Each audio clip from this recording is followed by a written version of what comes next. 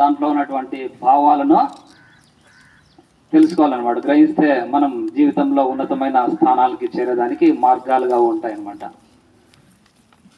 ఒక పద్యం.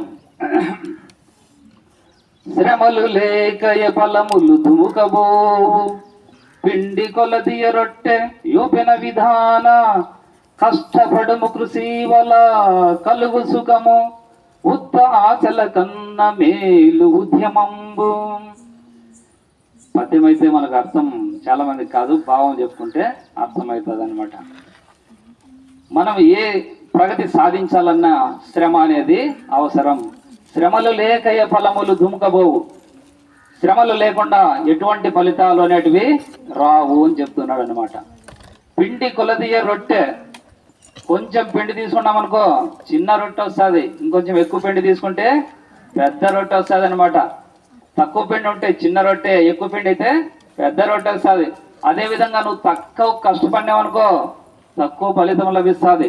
ఎక్కువగా బాగా శ్రమించినావు అనుకో ఇంకా మంచి పెద్ద ఫలితము నీకు లభిస్తుంది అని చెప్తున్నాడు అనమాట. మామూలుగా సాదా సీదా ఉద్యోగాలు రావాలంటే ఒక రకంగా చదువుకుంటే చాలు. అదే ఐఏఎస్ ఐపీఎస్ కొట్టాలంటే రోజుకు 16 గంటలు 18 గంటలు కష్టపడి చదవాల. అట్లా చదివితేనే అప్పుడు వాళ్ళు ఆ స్థానానికి చేరుకోగలుగుతారు. మీరు ఆ స్థానం సాధించాలంటే ఎన్ని గంటలు కష్టపడాలో